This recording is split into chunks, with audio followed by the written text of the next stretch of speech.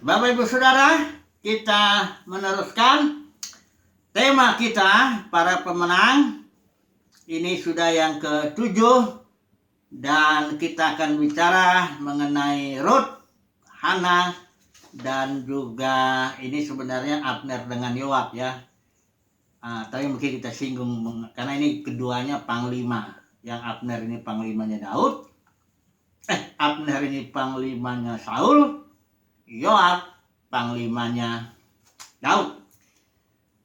Jadi para pemenang, saya ulangi lagi selalu, Nikau itu berarti to conquer, menaklukkan ya, atau be victorious in a struggle, artinya menang dalam suatu pergumulan, tantangan, masalah ya, entah itu penyakit, entah itu masalah keluarga, masalah keuangan.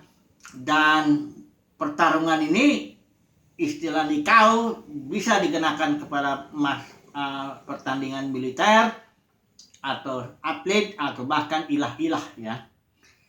Jadi kata kerja ini kita tahu 28 kali muncul dalam Perjanjian Baru, 24-nya ada di tulisan Yohanes. Karena Rasul Yohanes menulis ketika gereja sudah jatuh, sehingga Rasul Yohanes panggil, barang siapa menang ya, menang di antara umat Tuhan ya, di antara yang dipanggil siapa yang menang? Yang menang tentu yang dipilih ya, karena banyak yang dipanggil, sedikit yang dipilih ya. Kalau Rasul Yohanes bilang yang pemenang itu yang dipanggil, dipilih, dan setia ya. Nah, jadi jangan salah ya, istilah pemenang itu jangan dibandingkan kita dengan orang yang belum percaya Yesus, bukan ya. Pemenang itu artinya di antara umat Tuhan ada yang kalah, ada yang menang ya. Nanti kita masuk ke dalam Ruth ini, kita membandingkan Ruth dengan Elimelek ya. Mari dulu kita lihat dulu ceritanya. Ini Ruth ini setelah hakim-hakim, ini cuma 5 pasal saja ya. Ceritanya sederhana saja ya. Tapi prinsipnya ini siapa yang mengutamakan firman, siapa yang mengutamakan roti, kira-kira begitu ya. Ini di zaman para hakim ya. Ruth pasal 1 ayat 1. Pada zaman para hakim memerintah, ada kelaparan di tanah Israel. Sudah tahu bahwa zaman para hakim ini zaman di mana generasi yang bangkit itu yang tidak mengenal perang, yang sudah zaman Yosua kali itu zaman kemasan. Ini zaman hakim-hakim ini, zaman yang Israel bercampur baur ya dengan musuh-musuh yang masih tersisa di 7 bangsa di situ, dan menyembah ilah-ilah begitu ya mereka. Ini maka Tuhan sering menghajar Israel itu dengan kelaparan, dengan ditindas oleh musuh-musuh di sekitarnya itu ya. Jadi pada zaman hakim di tanah Israel ada kelaparan. Lalu pergilah seorang dari Bethlehem Yehuda beserta istrinya dan kedua anaknya laki-laki ya ke daerah Moab. Ini suatu pelanggaran ya. Karena bagi orang Israel, umat Tuhan harus tinggal di tanah perjanjian itu. Karena itulah tanah yang dijanjikan kepada Abraham, Ishak, Yakub. Ya, jadi tidak boleh keluar di situ. Kalau keluar di situ berarti dia keluar dari pemerintahan Tuhan ya.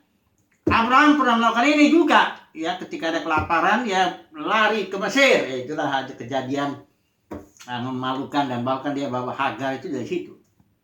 Kemudian Daud juga ketika dikejar-kejar Saul, dia pernah lari ke Raja Gad, Filistin juga ya, dan akibatnya terjadi krisis Siklag. Maka Daud menulis dalam Mazmur 37, dia bilang begini, diamlah di negeri dan berlakulah setia. Artinya diamlah di tanah yang Tuhan sudah tetapkan. Kalaupun ada kesulitan, tantangan, dikejar-kejar atau apapun juga, tetap setia ya. Artinya setia dalam pemerintahan Tuhan. Ini seorang yang namanya Elimelek ya. Nama istrinya Naomi, punya anak 2 laki-laki, Mahlon dan Kilion. Elimelek ini seorang yang gagal ya, karena dia tidak mentaati firman, tapi dia mengutamakan roti ya. Dia datang ke Moab itu karena melihat bahwa di Moab ini ada kemungkinan dia bisa apa ya tidak kelaparan kayak begitulah ya, karena di Israel sedang ada kelaparan. Sebenarnya ya Elimelek ini bukan orang yang terlalu apa ya terlalu susah atau terlalu miskin begitu, bukan, karena ketika 10 tahun mereka di Moab ya, waktu Naomi pulang tinggal dengan Ruth, itu seluruh kota di Bethlehem itu Efrata tuh gempar ya. Apa itu Naomi? Kan berarti ini orang terkenal loh. Kalau orang-orang yang biasa aja ngapain ada satu kota begitu gempar. Jadi sebenarnya Elimelek bukan orang yang terlalu rendah ya, terlalu nggak punya apa-apa begitu ya. Tidak, tapi dia terlalu mencintai apa ya, fokusnya itu hidup itu jadi roti. Ya. Padahal nanti kita lihat kalau Ruth itu firman ya. Coba ya, Elimelek ini dia pergi ke daerah Moab, mereka diam di sana. Kemudian matilah Elimelek. Ini dia, Elimelek mati ya. Hati-hati dengan pelanggaran firman ini, suami Naomi. Nah, kedua laki-laki anaknya itu Mahlon dan Kilion kawin dengan perempuan Moab. Nah, ini kesalahan berikut. Jadi biasa itu, kesalahan pertama kalau dibiarkan sambung itu dengan kesalahan kedua, karena dosa itu progresif ya. Kalau terus ini biarkan sambung itu terus ya, menyambung, bertumpuk-tumpuklah kesalahan itu. Ini kesalahan yang kedua ini, kawinlah si Mahlon dan Kilion dengan Orpa dan Ruth ya. Orpa yang paling besar ya, Mahlon ini kawin dengan Orpa, Kilion kawin dengan Ruth ya. Kemudian nggak punya anak, matilah yang dua ini anak laki-lakinya. Aduh, itulah kalau ini si Elimelek ini memimpin keluarganya dengan fokus roti, memimpin keluarga dengan fokus yang hal-hal jasmani. Ini akibatnya nih. Matilah dia, mati juga keluarganya laki-laki, habislah tinggal Naomi dan kedua mantunya Ruth dan Orpa. Setelah 10 tahun ya, si Naomi dengar, di Israel Tuhan sudah perhatikan ya, tidak kelaparan lagi ya, udah ada makanan lah ya. Datanglah Naomi ke sana. Ini jadi Naomi pun juga menjadi orang yang fokusnya roti juga ya. Dia sudah membimbing suami yang tukang yang fokus roti ya istrinya ikut juga lah ya. Jadi waktu dia pulang, sudah 10 tahun ini ya, mereka sudah ini, jadi sudah matilah Elimelek, matilah Mahlon, matilah Kilion, tinggallah Naomi dengan Ruth serta Orpa. Orpa yang paling besar itu ya. Nah itu si Naomi bilang, pulanglah kalian ke ke bangsamu, kepada ilahmu, kepada kedua orang tuamu lah. Semoga, kata si Naomi sama mantunya ini yang dua ini, semoga kamu masing-masing mendapatkan perlindungan di dalam rumah suamimu nanti, karena mereka masih muda ini, si Ruth dan si Orpa ya. Terus ayat 12 pasal 2, Naomi bilang, Tuhan kiranya membalas perbuatanmu itu, dan kepadamu kiranya dikaruniakan upahmu sepenuhnya oleh Tuhan Allah Israel. Bukan ini perkataannya ini perkataannya si Naomi itu dibilang masing-masing di rumah suamimu, dibilang pulanglah kepada bangsamu, kira-kira begitu ya, ke rumah ibumu. Nangislah yang dua ini kan, rupanya si Ruth dengan si Orpa cukup dekatlah sama mertuanya ini ya. Rupanya mereka ya selama pernikahan itu mereka masuk dalam keluarga Elimelek ya, mereka belajar juga lah tentang bangsa Israel sebagai umat pilihan Tuhan. Barangkali juga belajar hukum-hukum Tuhan juga ya, hukum Taurat, mereka belajar juga. Sehingga adalah perasaan, atau mereka juga bergaul dengan Naomi, cukup bagus lah ya. Nangislah ini keduanya ini, Ruth dan Orpa ya. Tapi si Orpa setelah nangis ya dia juga mikir kan, ya benar juga ya kata mertuaku ya, kalau aku ikut dia bahaya ini ya. Karena sudah tahu strata sosial di Israel itu, yang paling dihormati di Israel itu, yang paling tinggi itu imam besar, baru imam-imam, baru Lewi, baru saudagar atau pedagang-pedagang atau apa-apa orang-orang yang kaya lah ya. Baru kira-kira nomor 6, nomor 7 itu bangsa lain. Ya. Itu pelacur sama orang-orang pungut cukai yang kira-kira begitulah, yang yang dikatakan musuh bangsa ya. Tapi masih bangsa Israel. Baru di bawahnya itu bangsa lain, udah mirip dengan anjing itu. Makanya Yesus itu waktu datang perempuan Siro-Fenisia, itu bangsa lain, minta anaknya disembuhkan kerasukan setan itu, Yesus diam aja. Teriak-teriak ini perempuan, diam aja Yesus itu. Karena nggak ada perjanjian antara Yahweh dengan bangsa lain, nggak ada. Yahweh yang dibikin perjanjian dengan bangsa Israel, ya. Makanya kalau bangsa Israel minta kesembuhan sama Yesus gampang sekali, ya. Langsung, karena itu bagian daripada perjanjian. Jehovah Rafa, ya. Jadi Jehovah Jireh juga, ya. Dia kalau orang Israel lapar 5.000 langsung nggak mintanya, dia nggak minta roti, dikasih roti, karena memang itu bagian dari perjanjian. Aku akan menjadi Jehovah Rafa bagimu, Jehovah Jireh bagimu, yang memberikan kebutuhan. Tapi bangsa lain ini, perempuan Siro-Fenisia, jerit-jerit pun dia didiamin. Sampai muridnya bilang, suruh usirlah itu, ganggu kita. Untung ini perempuan nggak nyerah, terus ya. Akhirnya Yesus bilang begini, perhatikan perkataan Yesus. Dia bilang, nggak pantas roti untuk anak-anak, artinya dia membayangkan diri Yesus itu roti hidup untuk orang Israel, nggak pantas kalau dibuang ke anjing-anjing, gitunya. Ya ini perempuan gak tersinggung, untung dia maju terus.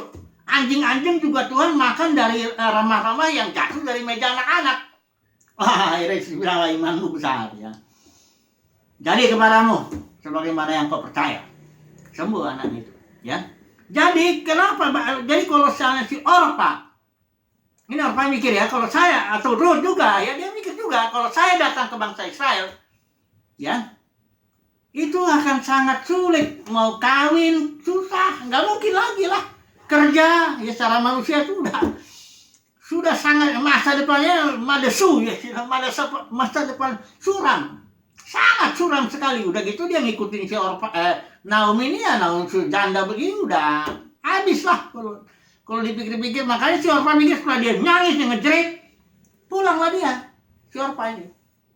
Ditinggalin lah mertuanya itu, dan mertuanya pun bisa ngerti itu, nggak apa-apa lah. Karena memang wajar lah, kau masih muda, masih punya harapan kau di bangsamu sana. Kalau datang ke bangsa Israel, kau akan mirip-mirip seperti anjing gitu kan, susah. Kerja susah, kawin apa lagi, berjanda itu semua. Tapi si Ruth, dia bilang berkeras, dikatakan di sini ya. Dia bilang, bangsamu lah bangsaku, kata si Ruth ini sama si Naomi. Allahmu lah Allahku. Wah, ini luar biasa, keras nih dia. Di mana engkau mati, aku pun mati di sana. Gini luar biasa ya. Beginilah kiranya Tuhan menghukum aku. Bahkan lebih lagi daripada itu. Jika sesuatu apapun memisahkan aku dari engkau, selain daripada maut. Setelah si Naomi lihat, ini si Ruth sudah keras ini. Dia sudah putuskan bahwa bangsaku adalah bangsanya, Allahku adalah Allahnya. Ini luar biasa, keputusan Ruth. Demi firman ya, karena dia dengar juga dong, sebagai bagian dari keluarga Elimelek, dia dengar juga firman Tuhan Elohim Israel, Yahweh begini-begini, hukumnya begini, dan dia pilih. Saya mau ikut Tuhan. Ini. Walaupun resikonya si Ruth ini tidak akan sulit cari kerja, apalagi kawin. Karena sudah di level itu saya bilang tadi, saya tanya, udah mirip-mirip dengan anjing lah, selevel lah itu. Tapi si Ruth ini luar biasa. Ayo jalanlah akhirnya mereka. Oke lah, kalau kata Naomi. Kalau memang kamu mau itu, mengambil risiko itu, jalan. Setelah itu, ya mereka kerja lah. Ini si Ruth ini kerjanya itu kerja buruh harian lah, ngambil-ngambil itu. Lagi penuaian gandum, penuaian jelai gitu ya. Diambil-ambil itu, ada hukum di Israel boleh ambil-ngambil begitu. Kebetulan dia datang bekerja di ladangnya Boas. Boas ini kerabat daripada si Elimelek. Ya. Jadi di Israel itu ada istilahnya hukum penebusan. Kalau seseorang ini gagal, katakanlah ya. Ini Elimelek ini sudah gagal ini, menurut hukum Yahweh ini sudah gagal ya. Pertama, ya dia nggak punya anak. Kalau orang Israel itu anak itu karena janjinya Tuhan kepada Abraham keturunan dan tanah. Ya. Jadi kalau ini jatuh miskin lah itu, udah anak nggak ada, habis lah. Maka seorang kerabatnya yang terdekat harus katakanlah membeli ya semuanya.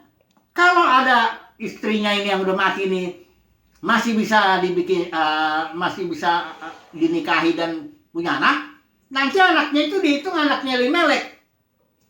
Jadi perbuatan ini kerabat ini hanya membantu orang gagal, istilahnya begitu loh ya.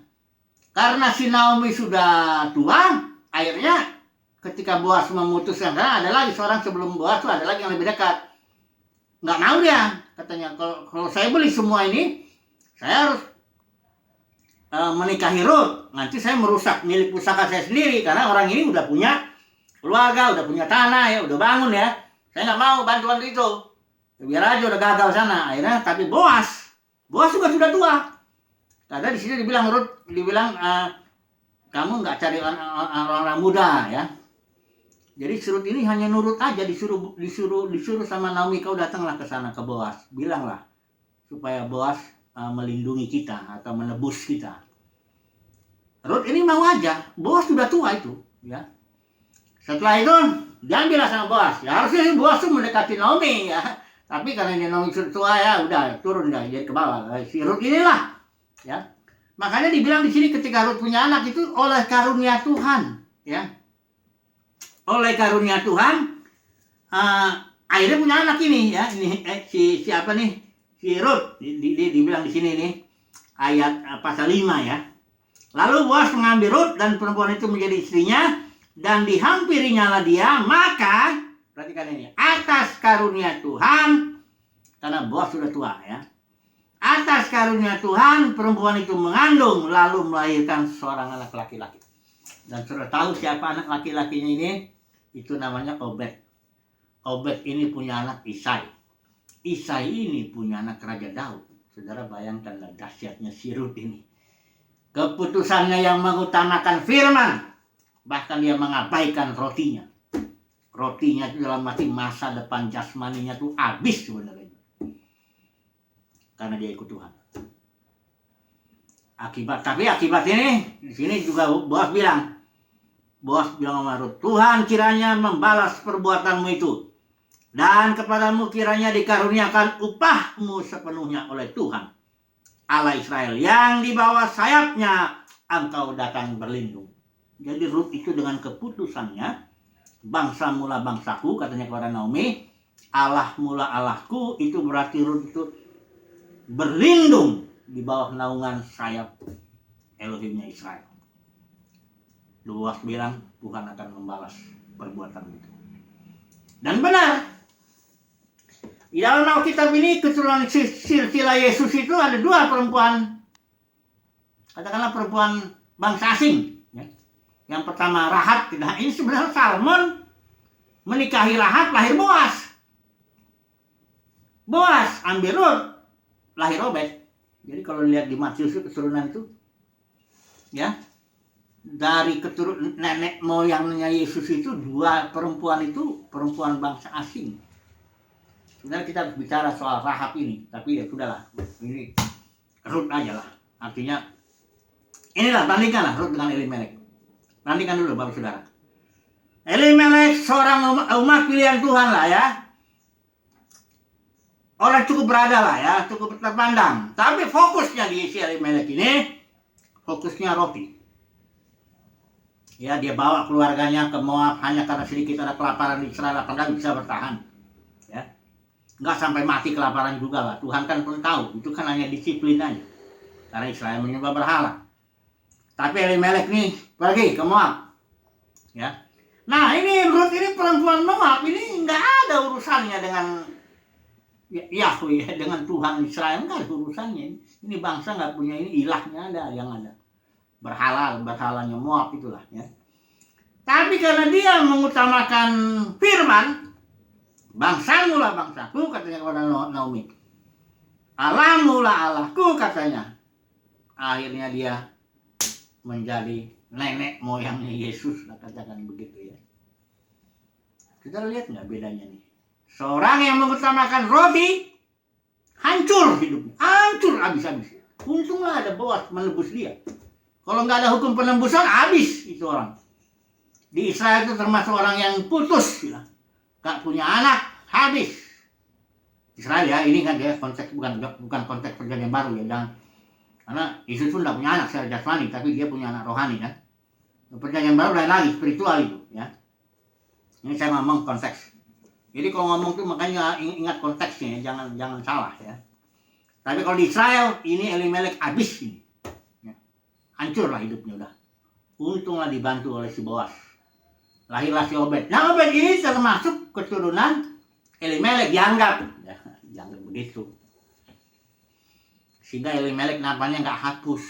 Untung ini masih ada nih namanya di sini tuh. Tapi siapa yang tahu nama Elimelek? Semua orang yang tahu namanya Rut loh. Anak saya namanya Rut, yang paling besar. Kenapa saya kasih nama Rut? Karena saya lihat, kau udah saya jelasin tuh sama anak saya. Kamu akan ambil keputusan, firman Tuhan utama, ya. Kamu abaikan roti, tapi Tuhan akan membalas perbuatanmu. Rut, saya selalu terharu kalau lihat ada orang-orang mengambil keputusan mengutamakan Tuhan. Selalu terharu saya. Ya. Jadi Bapak Saudara, ini kayaknya Rut aja dulu. Ini saya mau bicara Hana dengan Penina juga ini. Ini sepertinya sudah besok lagi aja. Besok lah ya. Jadi kesimpulannya dulu lah langsung ya. Pemenang itu siapa sih? Nah, itu pertanyaan kita kan. Elimelek. Bandingkan dulu Elimelek, Rut. Pemenang itu selalu ada rivalnya. Saingan, bukan saingan dalam arti yang apa ya, bukan ribut, bukan. Ada yang kalah. Ini kenapa si Rut ini menang? Sederhana aja, karena dia mengutamakan cari kerajaan surga lebih dahulu kayak gitu ya. Maka yang lain tambahkan kepadamu. Ini banyak orang Kristen cuma ngomong doang. Nyatanya dalam kehidupan sehari-hari enggak kelihatan kok dicari roti kok. Pagi sampai siang malam terus. Teologinya juga teologi roti, teologi sukses itu loh. Bagaimana? Udah pendetanya pun aja ngomongnya duit mulu. Bagaimana jemaatnya? Udah lebih duit lagi. Itu orang-orang gagal itu. Hancur gagal. Kalaupun di dunia ini kelihatan nggak gagal, nanti di hadapan Tuhan kelihatan itu. Rut ini pemenang karena dia mengutamakan firman. Berani dia bahkan mengorbankan rotinya. Masa depannya itu dia pertaruhkan di bawah naungan sayap Elohim Israel. Pemenang, bukan orang-orang hebat. Aduh, si Rut ini bisa dibilang janda yang nggak ada harapan apapun secara manusia ya. Datang janda ke Israel, anak gadis cantik aja belum tentu barangkali ada orang mau. Janda. Tapi dia seorang yang mengutamakan Tuhan. Jadi pemenang itu bukan orang hebat. Pemenang itu bukan orang-orang yang terkenal dalam dunia kekristenan. Nggak harus begitu. Bahkan mungkin bukan begitu.